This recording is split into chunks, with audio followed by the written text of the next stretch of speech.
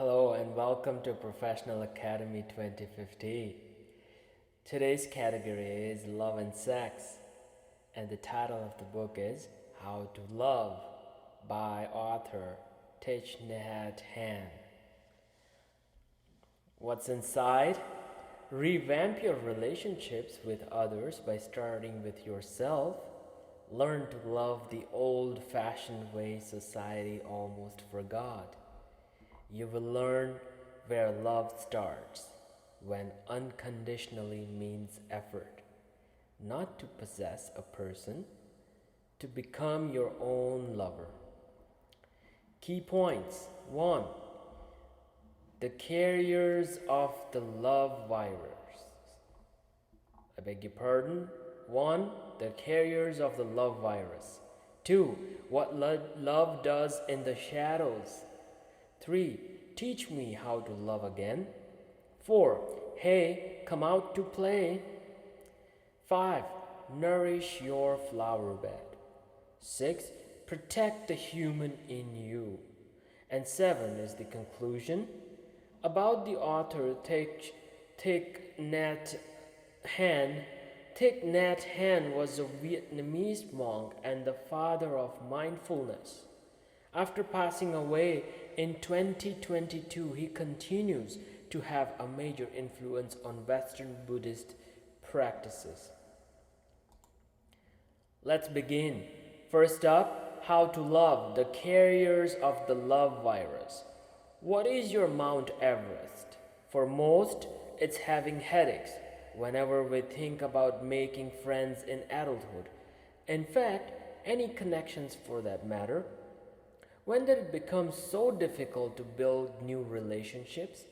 Children do it all the time. If you are here, chances are you are searching for the same answer.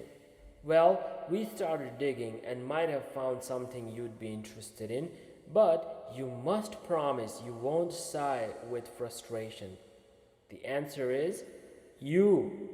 Yes, we know it sounds like we are the therapist from Fleabag, but hey, it was Fiona Shaw, so no offense taken. On a serious note, how are you supposed to reach others if you haven't built a sturdy bridge with yourself? To emphasize this next sentence, seeing a human being in yourself helps you see them in others. Maybe this is love. However, people cannot survive alone, meaning there are bonding skills in all of us. You cannot run away from others, and this is good news. But most importantly, you cannot run away from yourself. So take a deep breath and rediscover the way to your heart so you can find a way to others. Up next, what love does in the shadows. If you wonder where to search for love these days, try looking in a dark corner, and what you are about to see is likely to surprise you. Turn on a flashlight. 2. 1. Understand the essence of love. 2. Notice self-love at the core of romance. And 3. Learn organic ways to express love. It wouldn't be an understatement to say we no longer know how to love. Dating apps have programmed new algorithms for dating that are slowly dying out as people pine for real connections as it used to be. However, it would be incomplete to ignore the mistakes of pre-online connections. And the first one we are about to address is, what is love actually? To emphasize this next sentence, love is not synonymous with romance. However, it is the same as acceptance. In essence, love is a massive container for many interconnected feelings like understanding, deep respect, compassion, and principally trust. Mutual understanding and reverence are fundamental for a mature romance. Your partner is an adult with opinions and aspirations that build their personality. You may not agree with everything they believe in, as long as it's not critical to your relationship. But respecting the right to a position means accepting them for what they give to the world. In other words, you acknowledge them outside the frame of your relationship. It also means that no matter how hard you try to appreciate your partner, you cannot pour it out on an empty amphora. Yes, amphora, because your heart is not a simple bottle. You feel embarrassed when asked to validate yourself as a precious vessel with delicious liquor, don't you? And while everybody knows you are not supposed to mix drinks, why not become expensive wine? Self love has gained considerable attention in the last decade and is a must do today. Furthermore, it opens you to three kinds of intimacy: one, physical, two, emotional, and three, spiritual. Empty sex is a brilliant example of imbalance in this triad. You don't enjoy it, and it becomes a mechanical act. To add to this example, saying no can protect your physical, mental, and spiritual well being. To paraphrase, it is another self love act. Do you see what we are pushing here? Everything starts with saying, I love you to the mirror. Try it now. Teach me how to love again is next. Dating apps have distorted our vision of dating and relationships as well as love itself. Used to weeding out red flags, we no longer feel safe to fall in love. Eventually, all we do is swipe left and right at night from the safety of our beds. Look around, we're all afraid of each other. As you can see, the case is nearly fatal and calls for emergency help, like first, opening up, second, physical contact, and third, and most importantly, breathing. Starting a relationship is undoubtedly a risk, but is it a risk worth taking? Absolutely. Like the pigeon woman from Home Alone 2, we must learn to open our hearts to the danger of falling in love, or else they will go to waste.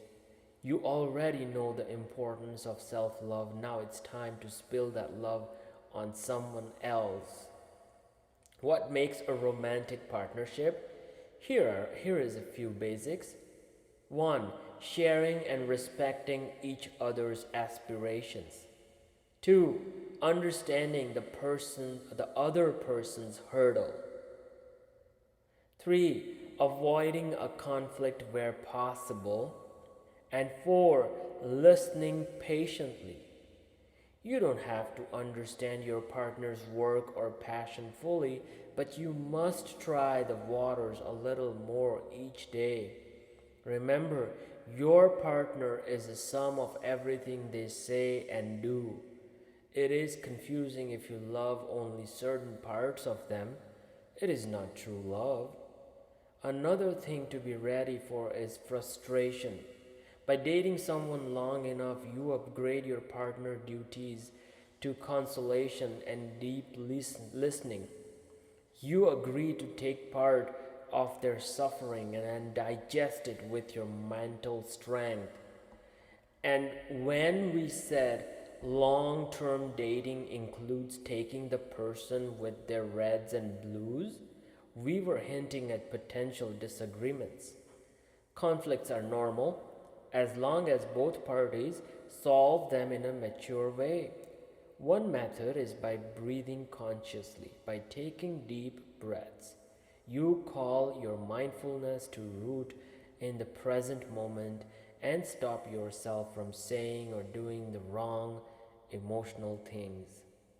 And don't forget about the good times.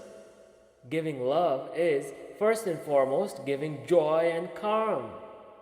Attention is the best resource you can offer your partner, whether quality time or a thoughtful present.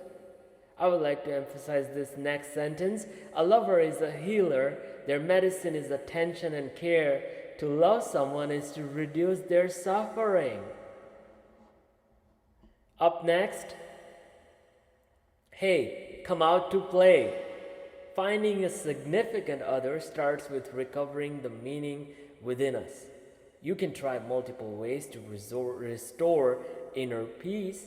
1. Reconcile with yourself. 2. Meditate. 3. Improve your goodwill.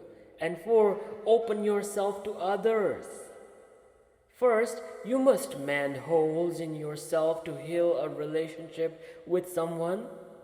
Apology is universal in these situations. Try forgiving yourself for self-sabotage or hatred. It won't be easy because we are more eager to delve into the negatives, but when you finally let yourself forgive and accept your human imperfections, you become closer to other people. Up next, I would like to emphasize this sentence. You cannot be honest with someone if you deceive yourself. Insincerity will become a habit. You might roll your eyes at how much everyone talks about meditation, but look at the other side of the coin. It must be effective if people persist. Meditation aims to help you discover and accept yourself with all the bad and good within you. When you reach a state of natural observation, your negative thoughts and feelings will pass through your consciousness safely for your self-regard. Instead, you notice any anxiety or fear and examine how they contribute to your unhappiness. Before you realize it, you will stop projecting negativity and emotional suffering and start emanating joy and contentment. As the author Thich Nhat Hanh has quoted himself, practicing loving kindness meditation is like digging deep into the ground until we reach the purest water. After you find peace with yourself, it's time to do so with others. We all have someone we hurt or have been hurt ourselves. We often ignore the strain these naughty connections have on our psychology. So when you pluck up the courage and clear the misunderstandings, you will immediately feel relief. Mistakes are unavoidable in relationships. However, it doesn't exclude your responsibility to improve your goodwill. Sometimes your good intentions may create discomfort for the other person, but emotional intelligence is critical to ensure your help is relevant and useful. Of course, opening yourself to others is a part of emotional intelligence. Express yourself clearly. Don't be ashamed of your needs, but listen to those around you. All in all, being aware of your emotions will help you build genuine connections. Did you know in Vietnam people call their significant others their homes? Up next, nourish your flower bed. We have already scratched the surface of better mutual interaction, so now it's time to delve deeper. Becoming a better friend and partner includes 1. Understanding the other's nature. 2. Preventing possessiveness. 3. Releasing expectations. And 4. Prioritizing friendships.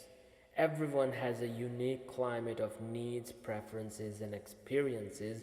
You already know about the relevance of your good intentions. These notions are mutually supportive. Also, you might have accidentally worsened the situation by trying to give unnecessary advice. Understanding such nuances about your close people is what we call knowing their nature. Indeed, not everyone will appreciate your dedication and may take it for granted.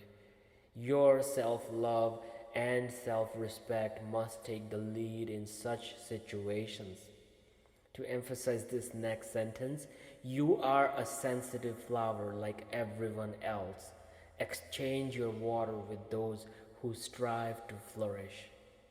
Another reason you shouldn't lose yourself in others is possessiveness. People come and go. It is natural and even favorable. We all want to achieve significant heights, and if this demands letting go of certain places or people, we must do so to fly. Being a good friend or partner means supporting their goals and allowing them to do the same for you. However, it doesn't mean releasing forever. In most cases, it's about changing the routine. If you dare to do this, every party benefits from the change, and you're a mature friend and partner. It's understandable if you're feeling sour right now, but really, there is no need. Today, there are many ways to maintain your friendships with distance. What can harm them is prioritizing romance over long term friends. Both commitments are important, but chances are your friends have been there longer, so cutting them loose when you start a relationship is uncaring and thoughtless. Besides, it also tells about your ability to commit, so ensure your romantic adventure does not repress your friends and family. Enamored people are often irrational in their fantasies. It may be sweet, but if you build certain expectations around a person, whether a romantic partner or a friend, you create conditions to deserve your love. However, you are the one most likely to suffer from reality when this person decides to change their lane. So don't feed into fantasies to later find yourself alone on the highway. Excuse me. Sorry, up next, protect the human in you. We've talked a lot about the theory of healthy relationships. Now it's time to discuss how to bring it into reality. There are many ways to practice harmony in your connections. 1. The 6 essential mantras. 2. Hugs, a lot of them. And 3. Deep listening. Material things often start with the spiritual. You must learn to listen to yourself and trust your consciousness. Sorry about that. Mantras are short mottos to repeat as manifestations until you materialize them with improved actions. You can use the following mantras to start. 1. I'm here for you. 2. I'm happy because you're here. 3. You're suffering, so I'm here to help. 4. Please help, I'm suffering. 5. This is a moment of happiness. And 6. You are not entirely right. Even your mere presence and attention can suffice for another person. Many of us simply require a listening ear and tolerance to feel relieved. It is why it's also important to acknowledge someone's help. Your support team will benefit from knowing you are grateful and vice versa. Of course, such support should not taper to simple transactions. You respond to someone's distress and send the SOS signal at times of unease, like emotional or physical suffering. Your signal may reach the wrong person, but it shouldn't call for your understanding. After all, most critiques are undeserved. I would like to emphasize this next sentence. Civilization and technology don't showcase human advancement. Community and empathy do. We have already mentioned meditation as a means of self-acceptance, but did you know hugs are meditative too? Physical embraces can stimulate mindfulness and focus, expanding awareness of the present moment and the person in your arms. In simpler terms, it helps you connect more intimately. So try being more aware next time you hug your partner's friend or significant other. Don't underestimate hugs. Alongside physical expressions of love, there are also non physical ones like deep listening. Being present for someone is external evidence, But compassionate listening is internal evidence, meaning you have done your healing. To be a good listener is to control your breathing and actively focus on the other person. Finally, mindful listening keeps you from being triggered by, let's say, anger or frustration and preserves an objective spirit. The author Thich Nhat Hanh quotes, "The greatest gift we can make to others is our true presence." And lastly, the conclusion. Human connection is probably the most wholesome and complicated thing in the universe. Sometimes it's more difficult to grasp than the laws of thermodynamics or high school algebra. That's why we struggle with it all throughout our ages. However, we also make it sound more complicated than it is. You see, the connection starts within you like incandescent light that slowly warms up to illuminate everything you do. But to develop this inner sparkle, you must work on your perception, openness, and compassion for yourself. Only self-love can produce genuine love for others. Always remember that.